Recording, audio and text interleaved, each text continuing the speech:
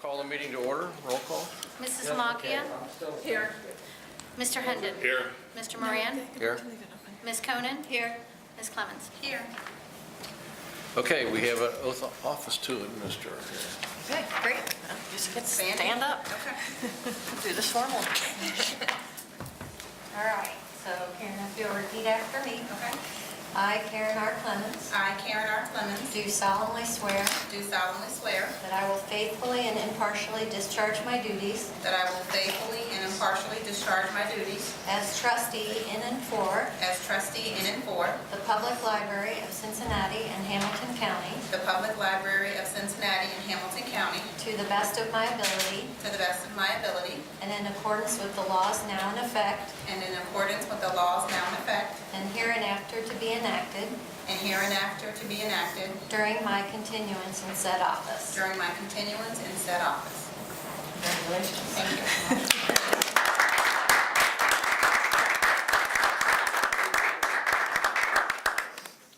Okay, the next item on the agenda is election of a new secretary. Since Ross Wright has resigned, Monica Conan is... I'll nominate Monica. Is a second? Second. Mrs. Lamakia? Aye. Mr. Hendon? Aye. Mr. Moran? Aye. Ms. Conan? Aye. Ms. Clemens? Oh, you, no, okay. I abstain, right? Okay. No, you can vote for yourself. Yeah. Okay, we have a resolution honoring Mr. Wright for his years of service as trustee, and Ms. Secretary, since we're new secretary, you can read the resolution.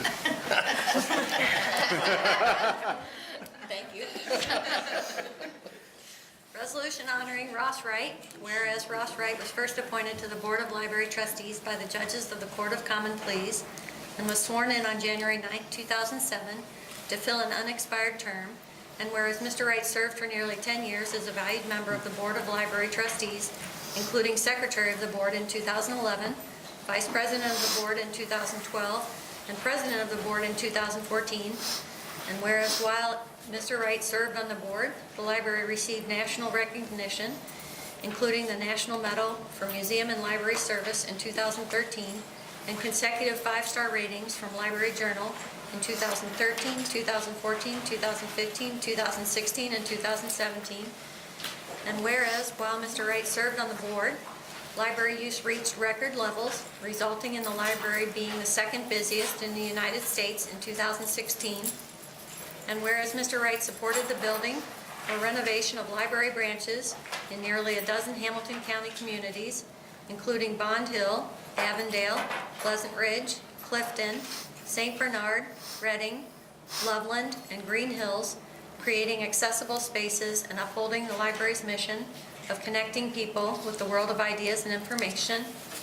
And whereas throughout his tenure on the board, Mr. Wright expressed his support and commitment to the library's vision to excel in customer service, to be the first choice for information, to anticipate and meet the changing needs of the community, assure equitable access to the library's resources and services, and be a dynamic force in the community.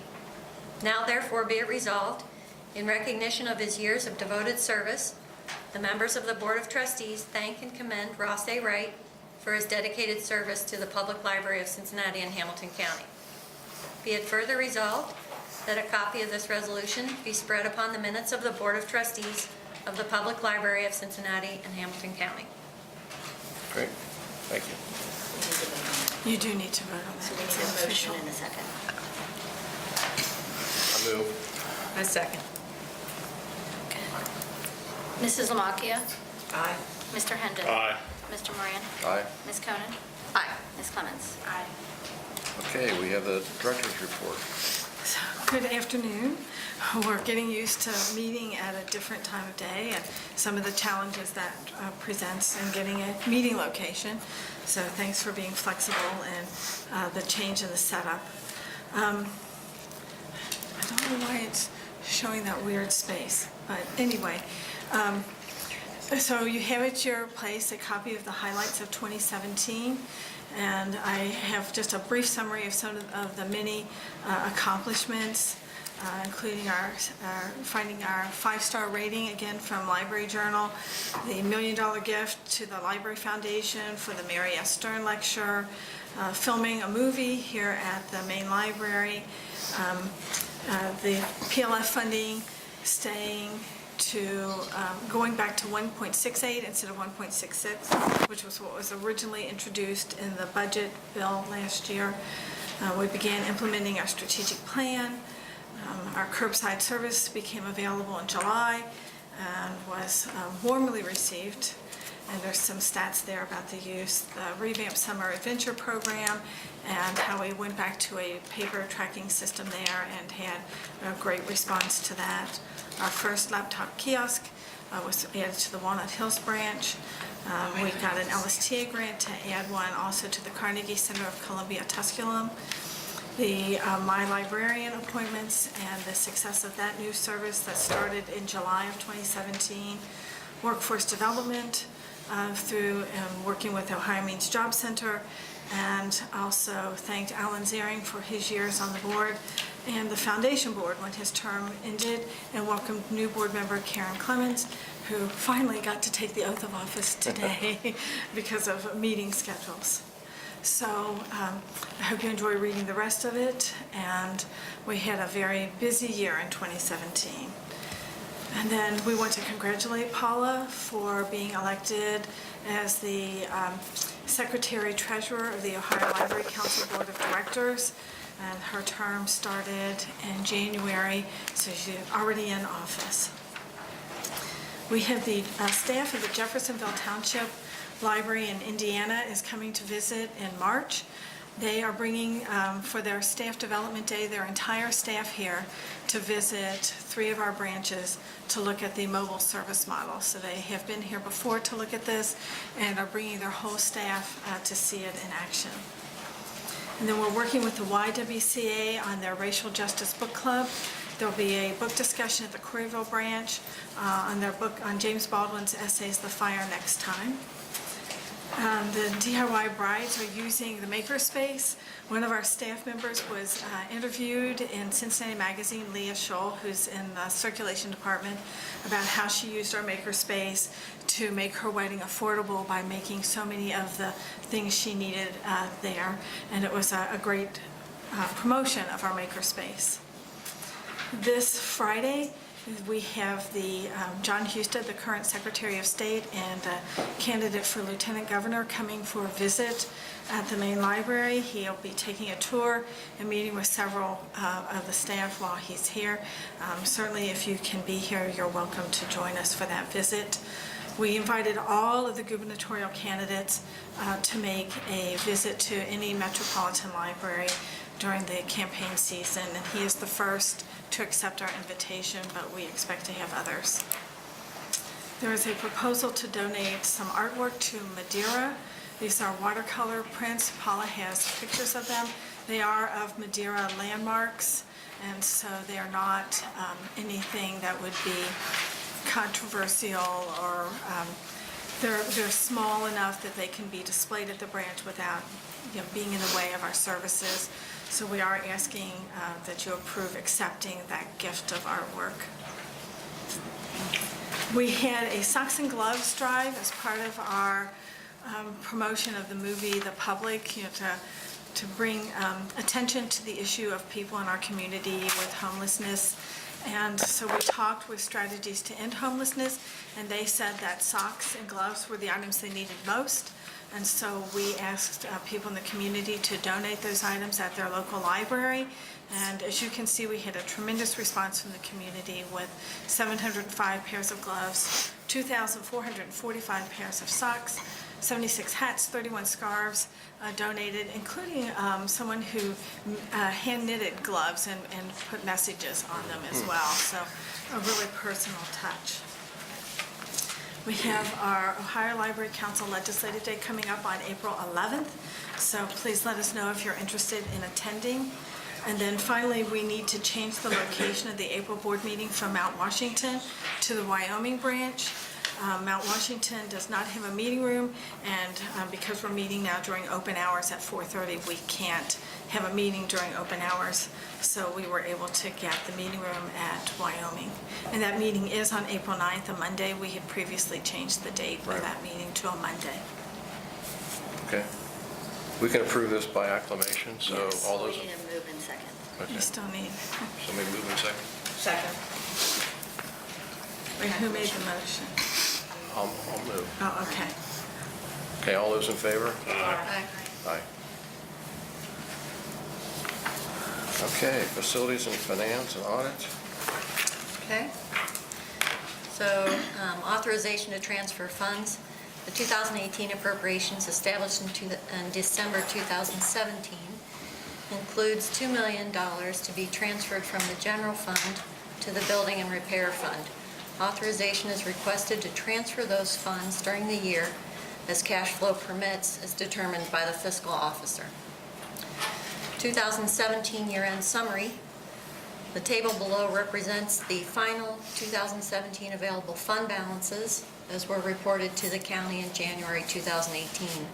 The variances from the December 2017 report are the result of overall favorable actual activity as compared to the estimates. And you can read those numbers on the screen there. Revision of the 2018 estimated resources and annual appropriations. Authorization for the following revision is requested.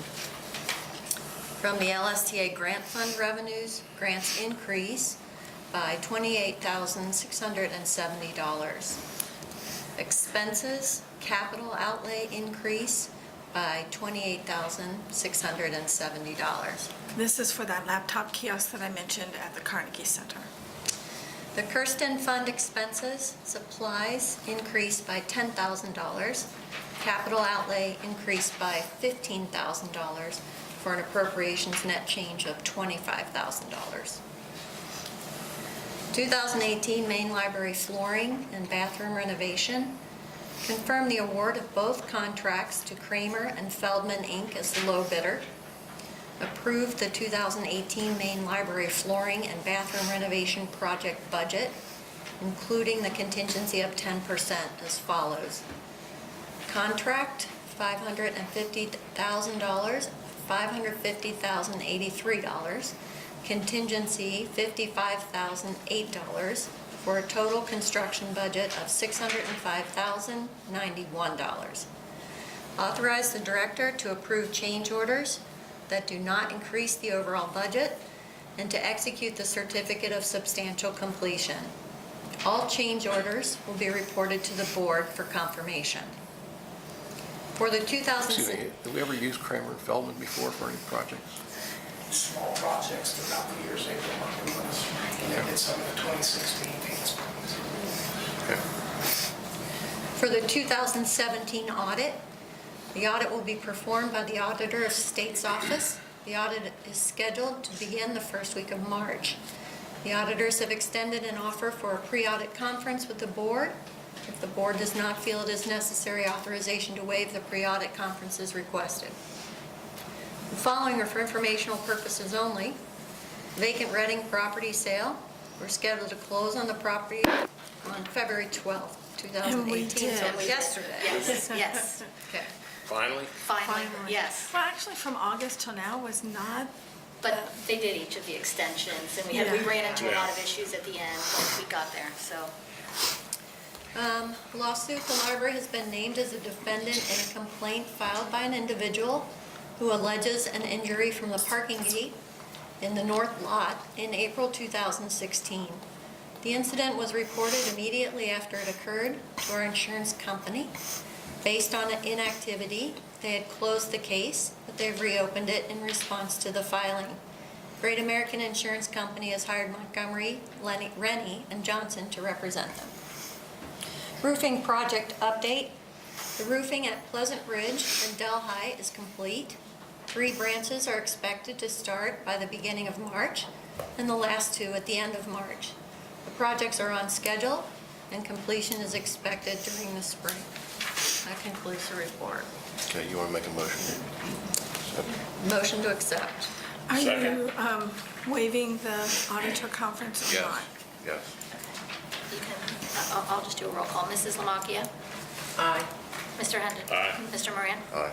Ms. Conan? Aye. Ms. Clements? Aye. Okay, HR committee?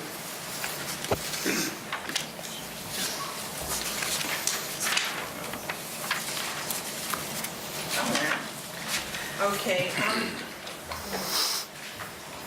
because the per diem reimbursement for the out-of-town library has not been updated in several years, we're proposing that the policy be revised to state that the allowance will be adjusted annually in accordance with U.S. General Services Administration standard rate for Ohio, rather than listing a specific dollar amount.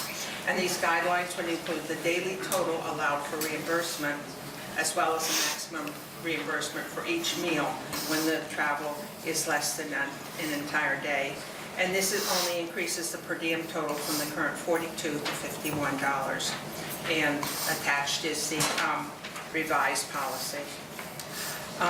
And because of that, we are eliminating the reimbursement of tips policy because it's redundant. It's all covered in the travel and mileage reimbursement policy guides. And for information only, on Wednesday, January 31st, the HR Director, Carl Allison, received an EEOC charge via email. The charge of discrimination based on disability was filed by Court Motley. A response to the charge is being prepared.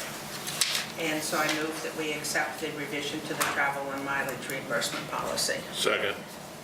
All in favor? All in favor? All in favor? Aye. Aye. Okay, informational items, strategy and technology items. That's you. Karen? You ready? It's not pulling up on mine for some reason.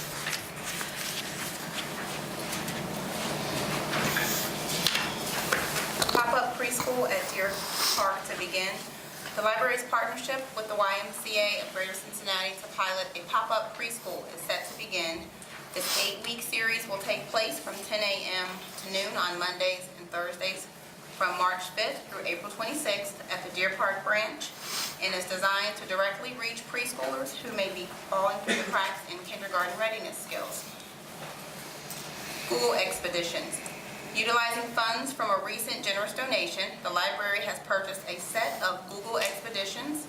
These are virtual reality teaching tools that allow users to experience swimming with sharks, visiting outer space, walking through a museum, and more, all without leaving the library. The kit contains all of the technology needed, including a tablet, mobile phones, pre-installed with the Expeditions app, virtual reality viewers, a router that allows Expeditions to run over its own local Wi-Fi network, chargers, and a storage case. And that's what these are. Yes. So where will these be located? They're going to be stored in the big case there and shipped around to places that ask for them so that we can have our children's and teen librarians do programs with kids right there. And that's why they're so great. They're all inclusive. The whole kit, you open it up and you're ready to go. And there are 30 of these, so we can do a fairly sizable group. Great. Coding clubs for kids and teens. In early 2018, the library began 2 initiatives to introduce coding to children and teens. The Sharonville Branch Library is hosting a weekly code club, which uses Prenda software to teach children ages 8 through 12 to build apps, games, and websites. Prenda software provides the course outline and necessary knowledge, and library staff act as facilitators. The library has also started 2 Girls Who Code clubs at the main library and Sharonville branch. Girls Who Code is a national organization designed to close the gender gap in technology by encouraging teen girls to work together on a project while learning coding using a self-paced online platform. Advanced Workforce Development. In February, the library is offering several sessions on advanced workforce development topics designed for job seekers who are looking to advance in their current jobs or enhance their skills. Topics will include identifying and pursuing opportunities with the current employer and an overview of Lean Six Sigma. These sessions will be offered at the Blue Ash and Mumford Heights branch libraries. Great, thank you. Okay, let's do the library experience. Barbara's not here, so I'll take it. You're elected. All right, today we have Manager Chad Lewis, who's with shipping and with the materials retrieval management, and Matthew Todd, who's with shipping and receiving. Chad Lewis received his bachelor's arts from Northern Kentucky University in 2004. He worked for the Canton Town Library before joining ours in July 2012 as the interlibrary loan specialist.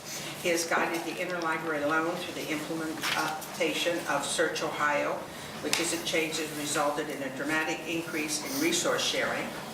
In December of 2014, he was promoted to his current position of sorting and materials retrieval manager, and he is also a 2017 graduate of the Management Academy.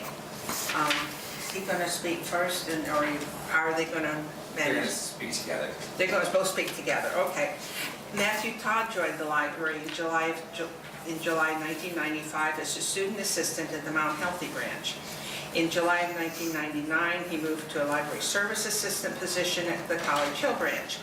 He left the library in January 2000 to receive an associate's degree in liberal arts from the University of Cincinnati in 2001, and returned to the library in June of 2004 to work in the shipping and receiving and processing department. And in September 2014, he was appointed shipping and receiving manager. And he has participated in Tomorrow's Managers Program in 2012 and is a 2015 graduate of the Management Academy. Welcome. And what do we have? Oh, there it is. Thank you for inviting me to speak with you today. I'm Chad Lewis, the Sorting and Materials Retrieval Manager.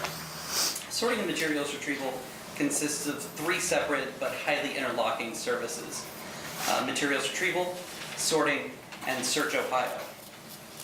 Overall, our department is one of the largest departments in the library with 35 staff members. There's actually one department larger than SMRT. Last year, 3.4 million items passed through our department. Each morning, our team of pages moves throughout the library, retrieving materials requested by our customers, not only locally, but thanks to the Search Ohio network throughout the entire state of Ohio. After those materials are processed, the sorting team takes over. Through a combination of manual hand sorting and sending held items through the sorting machine, we route materials to the requested branches, readying those items for pickup by Matt's team in shipping and receiving. The crown jewel of SMRT is our sorting machine. This automates sorting for our 24 largest branches. Unfortunately, due to space constraints, the sorter isn't actually large enough to support the entire system. As a result, we have hand sorting. 3.4 million is actually a little low because of that hand sorting. We don't truly have an accurate statistic for the number of materials that went through our department last year. In a potential distribution center, we would have the space for a full-sized sorter, which would expedite sorting, ultimately resulting in getting holds in our customers' hands even faster. Thank you again for allowing me the opportunity to speak, and I'm my colleague, Shipping and Receiving Manager, Matt Todd. Thank you, Chad. My name is Matthew Todd. I'm the Shipping and Receiving Manager of the Cincinnati Public Library. I would like to thank you for giving me the opportunity to speak this afternoon. I oversee the delivery of materials to 40 branches, 6 days a week. We deliver and pick up from locations the millions of items that flow through the library and sorter. We also handle all the donations that are dropped off at branch locations, along with providing a service where we picked up approximately 30,000 boxes a year of donated materials from businesses, residences, and schools in Hamilton County. I also oversee the mail operations for the public library. As Chad noted, a distribution center would speed the delivery of materials to our customers and create a safer, more effective work environment for shipping and sorting. Currently, we're not able to load and unload our trucks at the same time. Every day, we have to maneuver vehicles. We have to take turns, unload deliveries on the street, and use a makeshift loading dock if need be. If we are granted a new space, we will speed up the process of getting materials through the other departments that will focus on making our deliveries, pickups more effective. Again, thank you for your time.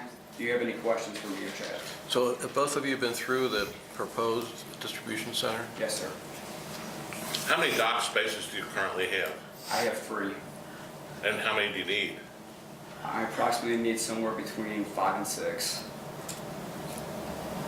Any concerns you have about the spaces you're looking at?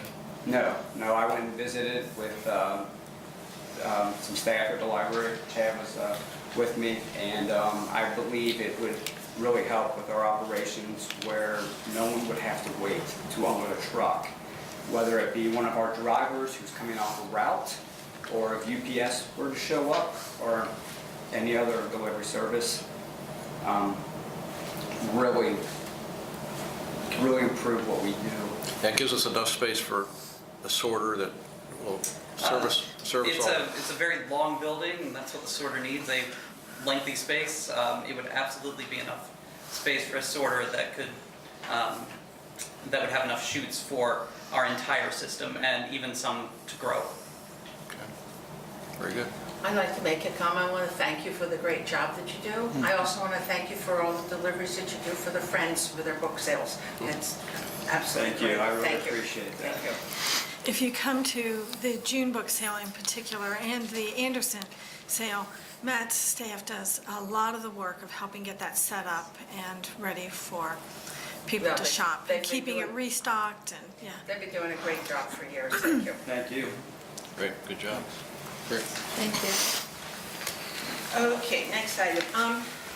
The second citizenship application assistance event that we're going to have at Cheviot Branch, and we're partnering with the Refugee Connect and the Immigrant and Refugee Legal Center to host a citizen application assistance event on February 24th at the Cheviot Branch. And the application and legal assistance will be provided. The previous event was held at the Westwood Branch in December with 15 customers who were assisted there.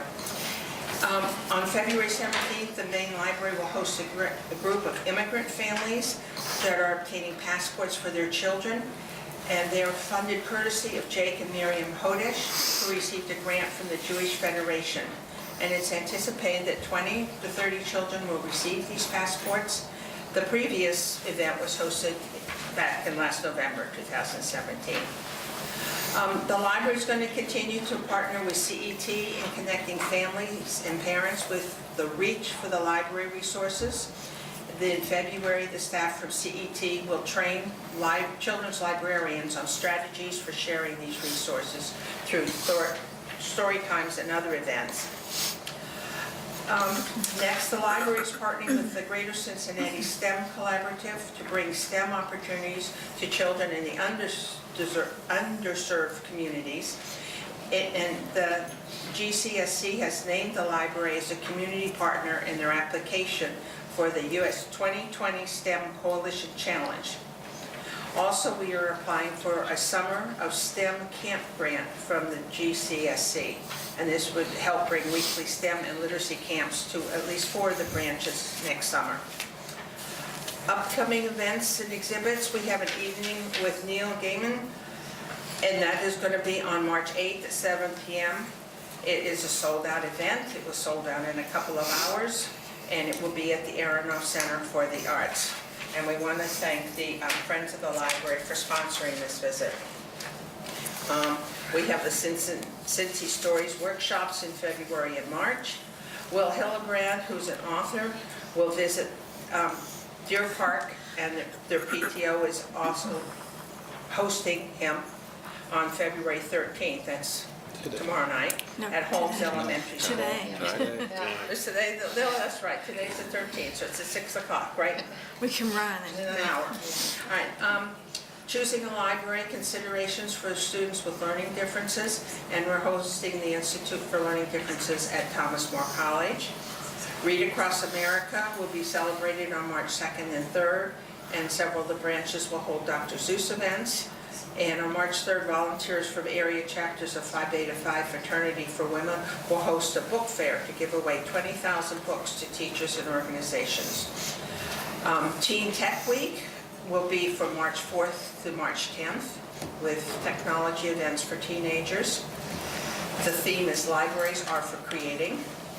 And we'll have our regular St. Patrick's Day celebration on Friday, March 16th with the famous McGing Irish dancers.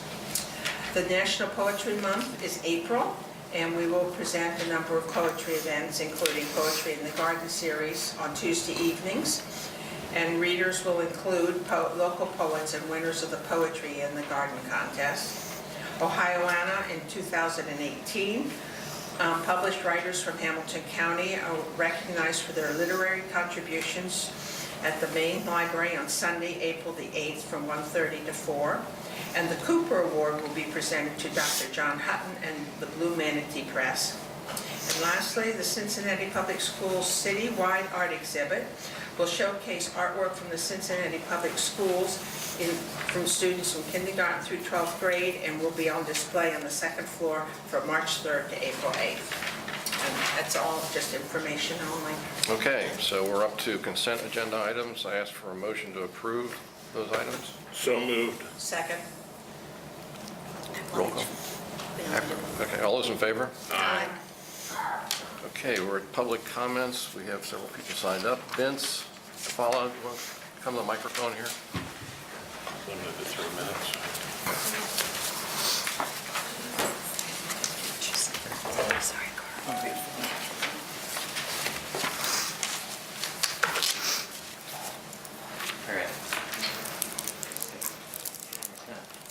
All right, so I'm here to demand the reinstatement of Court Motley, former library employee who was wrongfully fired while seeking ADA mandated accommodations. They were told when they asked for accommodations that this would be a problem, and when they showed up using a walker, they were sent home and then fired a week later. I'm also here to demand the democratization of the library. I want this board to take the necessary steps to empower the library employees to shape the future of the institutions they love. Looking at the 2016 staff engagement survey, one thing is clear: a culture of fear permeates the public library of Cincinnati and Hamilton County. The word fear is used 79 times in this document, mainly in response to the question, what would make this organization a top workplace? Transparency and communication are used 128 times. Morale is used 33 times, and these are not in good contexts. Other frequently mentioned words: retribution, retaliation, disconnect, out of touch. Other noteworthy words: autocracy, dictatorship. In light of the testimony of the library employees, which often implicate the library director directly, I think it's remarkable that in 2017 the Board of Trustees gave Kim Fender a $30,000 raise. In fact, I think it's remarkable she still has a job. So that the library board cannot turn a blind eye to what's been happening, a number of us will be here today reading the anonymous survey responses that the library employees have provided to that 2016 staff engagement survey. So the question asked was, what would make this organization a top workplace? This is what people said. The entire system operates on fear, which creates an uneasy workplace. Employees are afraid of making mistakes and getting unfavorable attention from senior management. We have been instructed never to ask the director or regional managers any questions when they visit. I have never worked in an environment where the management is so hostile to its workers. Also, senior management clearly articulating why changes are made. For example, the value of the mobile checkout system has never been explained. It feels like it has just been implemented with a suck-it-up attitude. I assume there's a reason for this huge change, but it's not been presented in any clear manner for those people actually doing the work. For employees, it feels like a humiliating change in work practices with no clear improvement in service. What are we missing? Tell us. This is a huge failure on the part of senior management. Another employee says, morale has been low for a very long time. Another employee says, the administration needs to listen and value what their staff members have to say, get feedback from us, not just our managers, and our customers about the changes in new services. It often seems like we're in situations like, this is the new way we're doing it now, just do it, we don't care if it works or not. This does not promote an environment where the staff feel valued. Open up communication. Thanks. Thank you. Julie Bressler.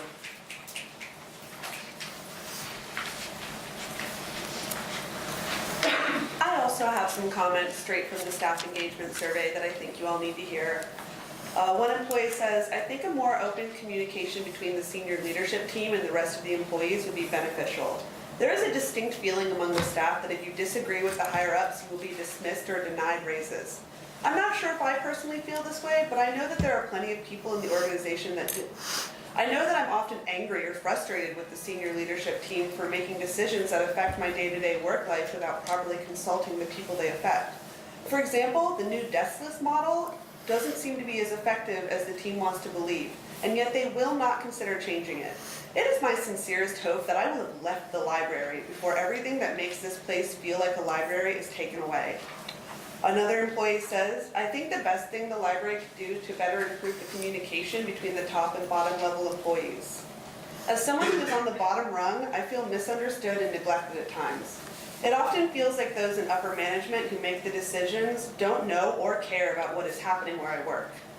Another comment, "I think this organization would perform our services at a higher level if senior leadership would more consistently listen to and consider the feedback, concerns, and etc. of the staff." And I mean listening as opposed to hearing. Better yet, it would be beneficial for them to spend 1 hour each week working on the public floor in order to understand the changing experiences of staff and comments. Another one, "This organization does itself a disservice by not doing much to encourage and facilitate the exchange of knowledge between the incredibly knowledgeable and dedicated professionals that work here. I think that in and of itself would do wonders towards building morale and making this a great workplace." And one more, "In my time here, I have seen so many great staff ideas that would make an immediate significant impact on customer experiences get dismissed or trivialized by abstract thinking leadership because of the lack of understanding of the very real potential benefits from a more practical perspective. I also feel that on the part of senior leadership, there seems to be a high priority on spending resources, i.e. funds, on new projects, over directing some of those resources to work on improving existing or even long-standing procedures and projects. And finally, I think it would help if senior leadership wasn't operating so obviously out of fear. Thank you for your time." Thank you. Court Motley?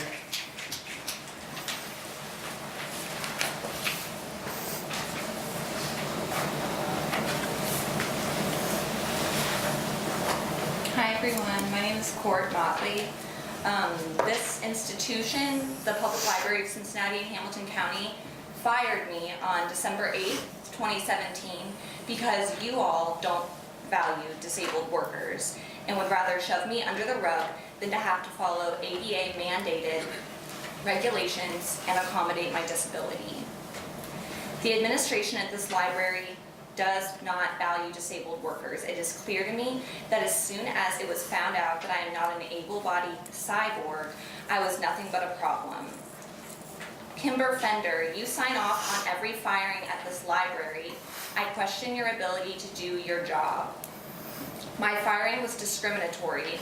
I have filed for discrimination through the EEOC and am currently waiting on a response from PLCH on whether or not you all will agree to mediate with me.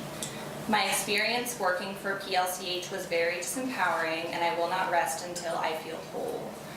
I know the discrimination I experienced in the shadows of this institution was not an isolated incident. I believe that the amazing workers at this library are doing their jobs despite the toxic decisions made at the top. Libraries should be empowering safe spaces for folks to access information, and I don't think that's possible under the current administration. Thank you. Jamie Thompson? Can I trade my spot with Angel? I know she has somewhere to go. Do I go? I'll take your time. Okay. Hi. Good afternoon. Some of you might remember me from when I came to the board meeting seeking your help in trying to get the health care that I needed. I'm an employee of the library. Your board at the time stated unanimously that my health concerns amounted to a business decision, the cost of which did not justify the benefit. I come to you today as a patron and a taxpayer to express my frustration with the abysmal way the library has treated two more LGBT employees recently. The firing of Court Motley and Jamie Thompson, both openly queer, for extremely dubious reasons, seems to continue an upsetting trend of treating queer employees poorly. while now throwing in a dash of disability discrimination. The unwillingness of court supervisors and administration to work with court's accessibility needs is truly troubling.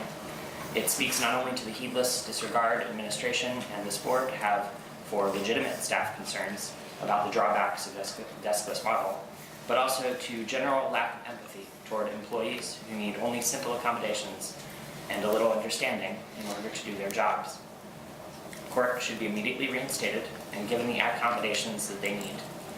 And the board and administration need to start listening to their employees and proving that they care about how they are treated. You can start by bringing back the anonymous staff forum, which was the only method staff had for bringing up important issues in a public and accountable way, issues like the deskless model and the inconsiderate behavior of the people in charge of selling the North Building, without having to fear retaliation. And recent events prove that staff should fear retaliation, whether it be for speaking up against unethical behavior by the board, or for one's individual needs relating to difficulty functioning due to poorly considered innovations. The library is not the Apple Store. We are a respected public institution, and the board and administration should start behaving like it. I will now read an anonymous response to the Staff 2016 Staff Survey. It's a short one. We are a dictatorship where everyone is afraid to express their ideas and concerns in fear that their career will stall. Harsh. Thank you. Thomas Lynn?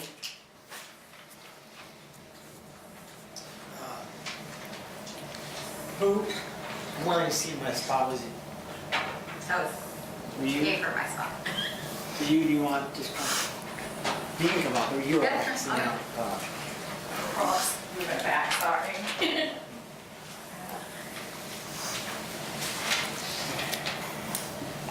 As I no longer work here, I can speak not anonymously about some of the experiences I had here. I'm going to first talk to the proposed levy. I do not, as a property-owning taxpayer in Cincinnati, I do not support a levy for the Public Library of Cincinnati and Hamilton County under the current Eva Jane Romaine Coombe Executive Director, Kimber Fender, the Library Board as led by Bill Moran, or the senior leadership team. You can see some of the members here, Molly DeFosse and Paula Broomheimer. It's not that I don't support the library receiving more money. I'd love to give the library more money. Anyone in the Friend Shop who volunteers in the Friend Shop will tell you that I love giving them money. I support the Public Library of Cincinnati and Hamilton County, its front-end staff who external patrons see and interact with every day, the hardworking support staff who order, process, handle library resources, be they physical or digital, 40 hours a week, and as well as the marketing, programming, and IT staff who help the library run. These staff are exemplary. They are the staff who external patrons know and trust, not only to meet the needs, their patrons' needs wherever they are and whatever they are.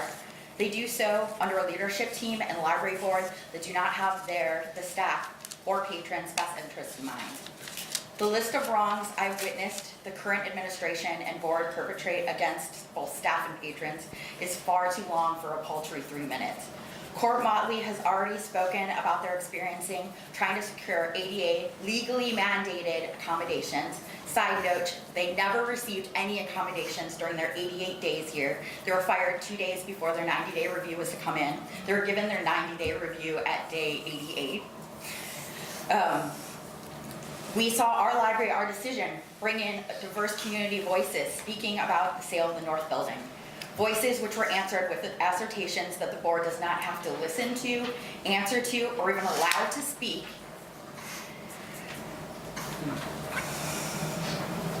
Other speakers today will be reading comments from the engagement survey, which staff answered anonymously. These comments are damning and speak for themselves. I believe truly with my heart that the survey that both Court and I took in 2017 will come back with continued negative experiences with the current library administration. These negative experiences are across the board, across our system, across different positions. I'd say that the reason I do not support a library levy is because I do not trust the current Eva Jane Romaine Coombe Executive Director Kimber Fender, the current library board led by Bill Moran, or senior leadership team with any money. not the current money they have or any more money. They have spent the county's money in foolish ways, chasing unpopular policies such as the deskless model, hiring outside consultants, increasing admin staff at the cost of front-end staff, and not investing in the greatest resources the library has, its patrons and staff. I support the library. I support the library getting more money, but only if Tim Bender steps down, only if the board steps down, only if the power to govern this library is given to the people most invested in its success, its patrons and its staff. Thomas, do you want to take your turn now?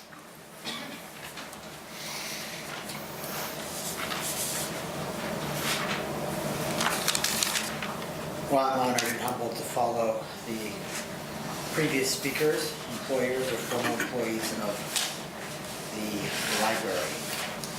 It is a characteristic of sound leadership that it can concede its fallibility. And so the board has an opportunity to exhibit as such by reinstating Court Motley forthwith. There's really no reason not to do that other than such as may be dismissed as political face-saving. So I would exhort them to do that presently. Additionally, I would exhort the board to initiate the radical retransformation of the library's administrative structure, departing from its current hierarchical orientation to one which allows the library workers themselves to have effective decisional power over the operation of the library, as opposed to singular individuals who have exploited their position to despotic ends. Finally, I will note as to the remarks vis-a-vis the sorting, management, retrieval efforts of the library, which are broadly commendable, the ambiguous nature of technology. So if you guys elect to invest in an alternative site and a new sorter, it's incumbent upon you to make certain that the introduction of those movements and that technology does not result in the loss of jobs for library workers, which is often what happens with the introduction of novel technology.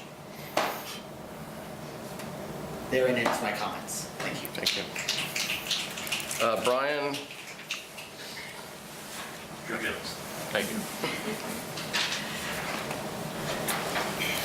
Thank you, Bill. My name is Brian Virgilis. I'm here with the Democratic Socialists of America as part of the Our Library, Our Decision Coalition. First off, reinstate Court Motley. With that said, I'm going to read 2 employee responses to the 2016 Staff Engagement Survey. Number 1. A lot of staff seems to be actively afraid of upper management. The sense of fear is something I have never encountered in any other workplace. Management decisions seem arbitrary, and frontline staff have no input into them. The management structure is entirely top-down. From the time of my hire, I felt that I was of no importance to the leadership of the library as a whole. I am merely a body that fills a position to them. I cannot imagine calling this workplace a top workplace unless that culture changes, and I cannot imagine that culture changing. Number 2, in order to make this a top workplace, the following would need to change. 1, there's a lack of respect given between upper management and the rest of the staff. 2, there's a culture of fear that dominates the atmosphere. 3, issues of legitimate concern brought up by employees are often ignored or disregarded. 4, upper management consistently makes decisions that affect employees, but they do not ask the employees for input. 5, upper management makes decisions about major policy changes without enough notice to the employees and often informs the public first. 6, upper management uses lies, coercion, and manipulation to get employees to do what they want. Thank you. Thank you. Mary Shartman?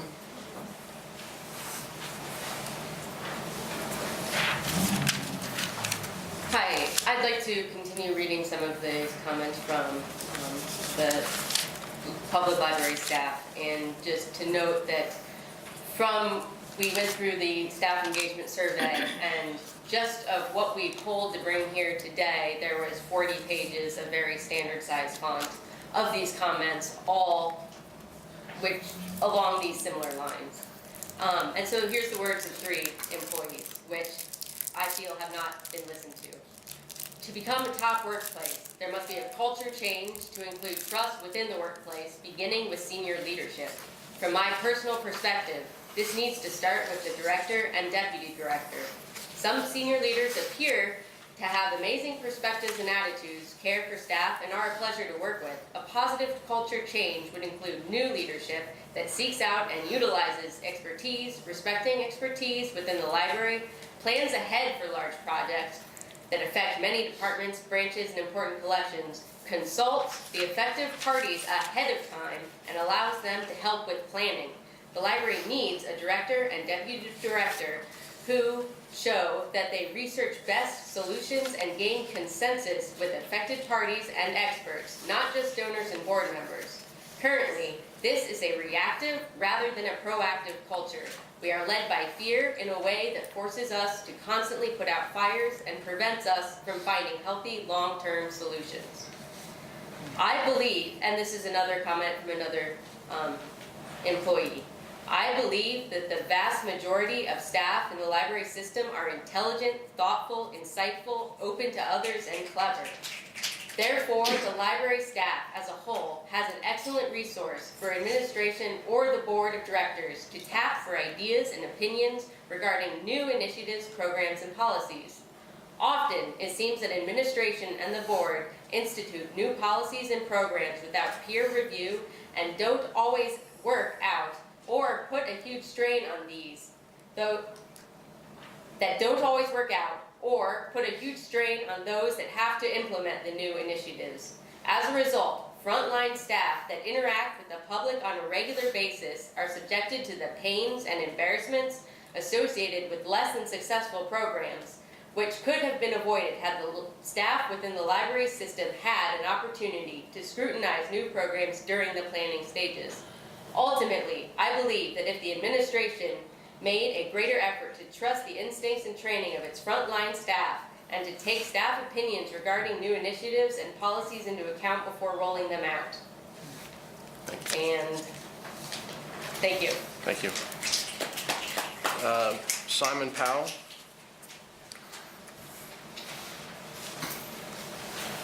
Hi, I'm Simon Powell. I'm also here with DSA, Cincy, and the Our Library, Our Decision Coalition. And I'd like to reiterate our call for the reinstatement of Court Motley. I'm also going to read a couple of things here from the same staff survey. There are a lot of things in here about the deskless model and how a lot was just kind of implemented without me asking or any of that. So one comment here is seeking staff opinions and questions / concerns before implementing big changes like roving reference and going deskless. The loss of desks in some areas is causing major issues, and upper management does not seem to notice or care. We would be a top workplace if upper management would stop seeking the next big thing and simply go with what works best. Another comment. There is an institutional culture in our organization of fear and hopeless discontent due to a disconnect with senior leadership. Our system is so large that expectations are often unclear, leaving gray areas of interpretation. Instead of trusting local managers to handle situations, they and their staff are repeatedly blamed for problems after the fact. This leads to a lack of enthusiasm and eventual paranoia. The absence of trust is crippling. Ironically, leadership refuses to acknowledge when bad operational decisions have been made and should be reconsidered. A top workplace would value the knowledge, experience, and opinions of its workforce. Thank you. Thank you. Haley Powell.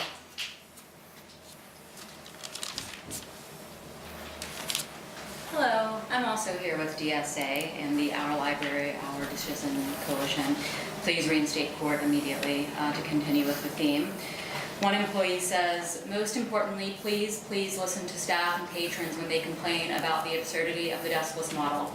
Administration has not taken into account staff feedback about this dramatic degradation to customer service and staff's decreased ability to serve the public. Example, I was at one branch that uses the deskless model. A senior citizen approached a staff member to pay a 20-cent fine. Instead of just going to a desk and paying the fine, the staff member had to lead the limping senior citizen to a self-pay machine, explain to them how to use it, which took several explanations because the senior wasn't technologically skilled. This is what I mean by a degradation to service. And also, it's very rude to treat our seniors this way. Another employee says, a complete change in direction and administration that cares for their employees at all, instead of getting the feeling from administration that we should just be happy we have jobs. Another employee says, a complete reorganization of the administration and possibly the board as well. Another employee says, a fairly large overhaul of this organization and its culture would need to be done to make this a top workplace. Another employee says, a more collaborative, less top-down administrative approach. Sincere, consistent administrators who genuinely acknowledged, supported, respected, and sought out skills and knowledge of staff and treated them like human beings, not just cogs in a machine. That would go a long way in creating this. Another employee says, I believe the disconnect between us and them needs to go away. Our leaders are locked behind a door on the 3rd floor. I couldn't even point out half of them if you showed me a picture. And I feel as if they don't understand the needs of the people they are leading. Decisions come down from them on a whim. And my favorite employee response is, there have been great men and women who have stared down some of the most difficult, ruthless, depressing times in all of history and convinced entire nations to band together to overcome. And you guys can't even convince a few hundred people that walking around with an iPad won't make their jobs that much more difficult. Thank you. Christy Cooper.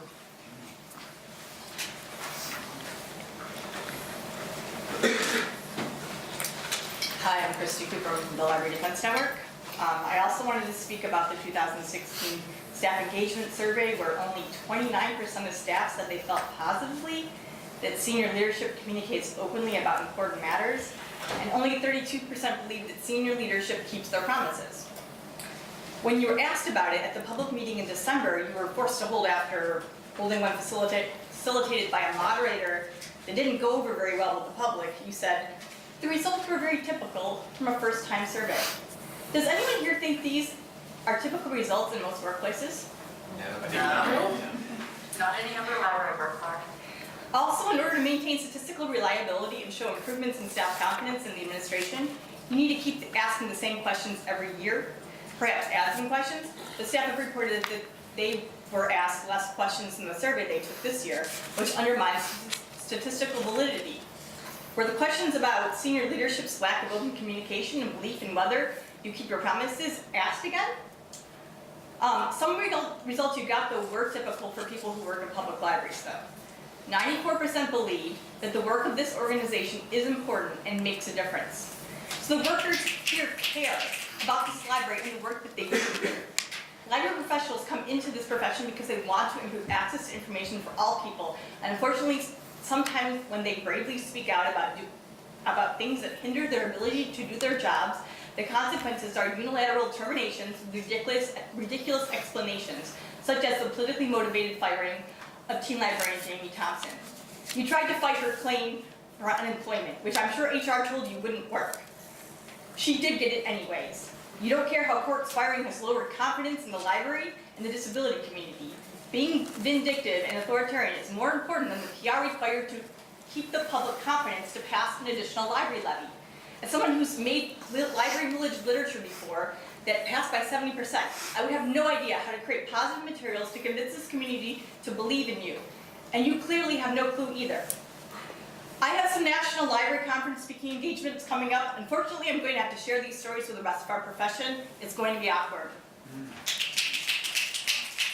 Evan Cooper.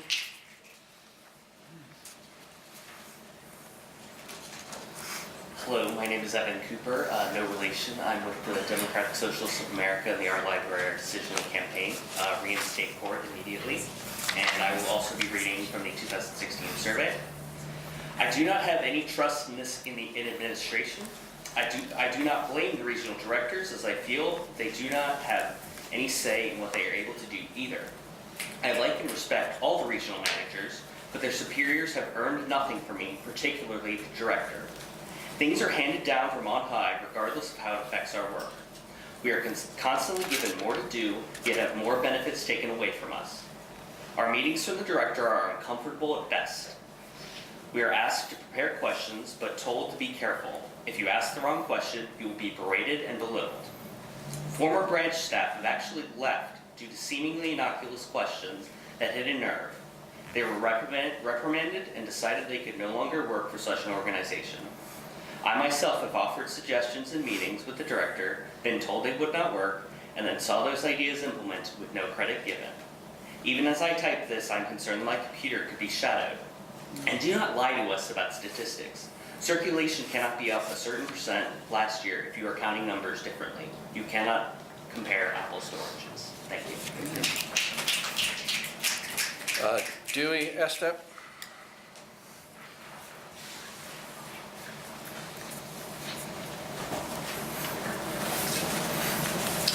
Hi. Let me just start with what I hope is kind of a resounding refrain of the entire night.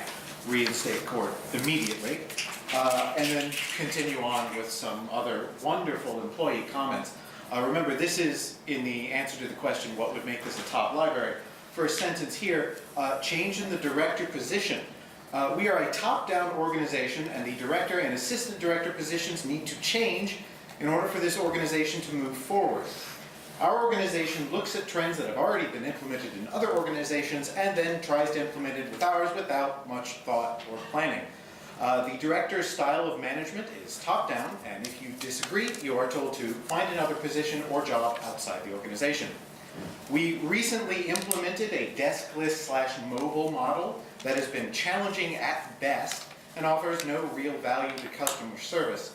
When individuals commented on challenges, a meeting was held to encourage the staff to embrace it. The meeting basically went like this: quit complaining and get on board, or find another job.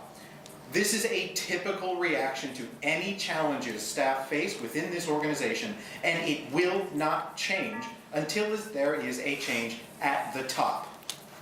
We have great people that are smart and dedicated, that work through challenges on a daily basis, and I am proud of the people I work with and enjoy working for this organization.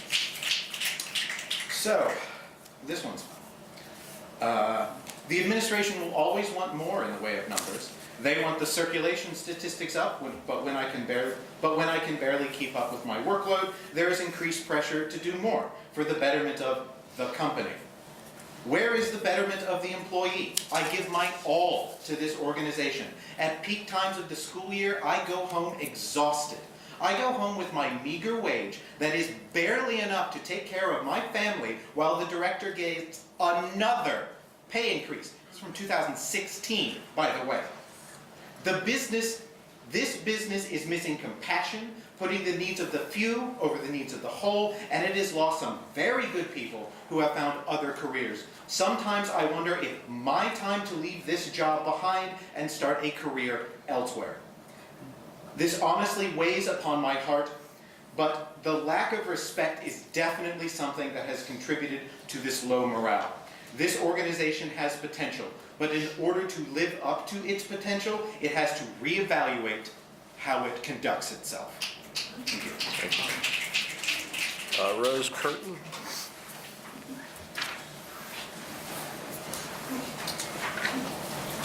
Hi, thank you.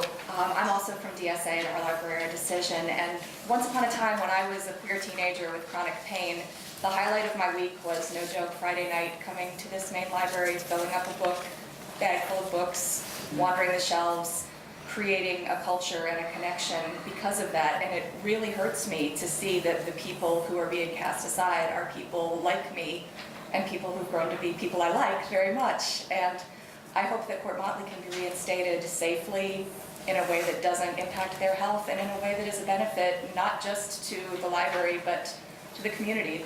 I don't know, we were patrons, now we're clients, customers. I know things change, but they should be changing for the better. And I hope that that's what we're all fighting to do and trying to do. And on that note, I also have some comments from the staff engagement survey, calling for things like, one says, better communication from the top, senior leadership down. better accountability from the top down, less emphasis on hierarchy, and more egalitarian attitudes, better treatment for staff such as working conditions, temperature, physical comfort, etc. Another says better communication with senior leadership and feeling as if our requests and ideas are truly considered, actually referring to staff for improvements for their branch. Each branch has a different culture and its staff knows its community best. So allowing them to play an integral part in the development and growth of their branch is vital. This was felt by my colleagues and me in regards to the decision to remove desks from many of the branches. I don't believe senior leadership really considered the concerns of the staff, even though they understand the needs of patrons and staff. There are many daily tasks for staff and patrons that are more difficult because of the lack of desk space. The people on the ground floor understand the foundation of the organization, so their perspective is very important and should be taken seriously. Even with this survey, the staff members fear for repercussions. Although you say it is anonymous, you sent us a code in our email. We know that the administration can follow addresses and see what computer it came from and who did it. I am not one of those paranoid members yet, but I am still new, and it's worth passing on. And lastly, I feel invisible and disposable. We need better connections between branches and the organization. Also, the questions on this survey do not make a good enough distinction within my particular branch, which I am very happy with, and the organization, which I feel disconnected from, undervalued by, unheard by, and involved with. And we urge you to make those changes. Thank you. Thank you. And Ms. Lonnie? Comment?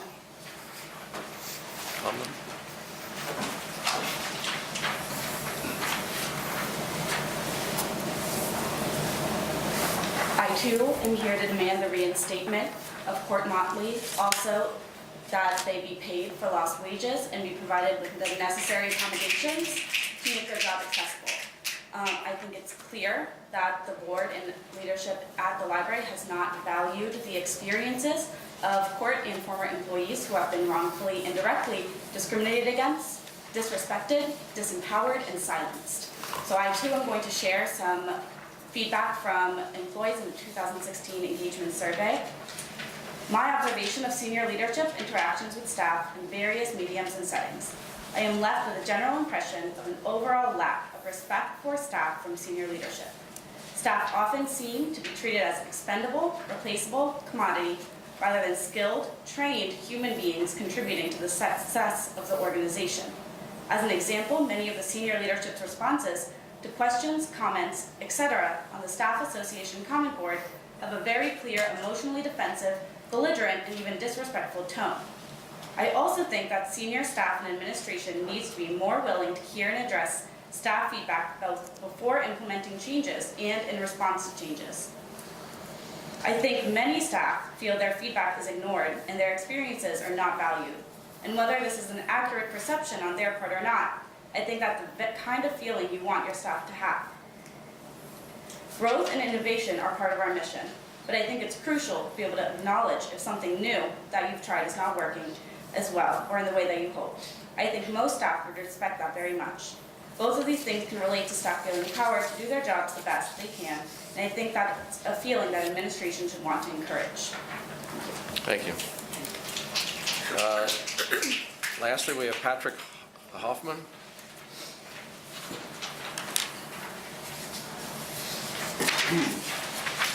I'd also like to read some responses to the 2016 survey. People in this organization really want to do a great job and want to be proud of the library in which they work. We don't mind, and we expect to work hard. However, our leadership seems to have this idea that we're all trying to just get out of work and try to sneak something by them.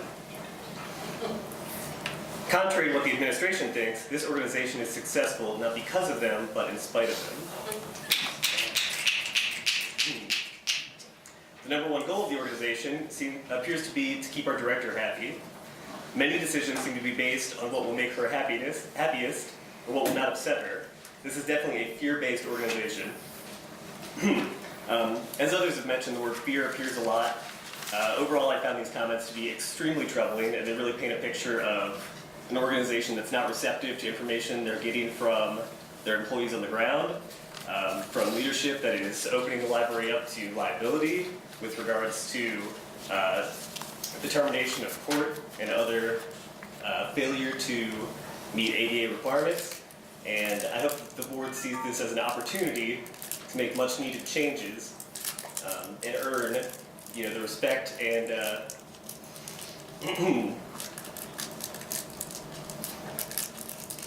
To earn peaceful meetings moving forward. Thanks for your time. Thank you. Okay, with no other business, the next meeting is Monday, April 9th at Wyoming. Wyoming. Okay. We are adjourned. Thank you.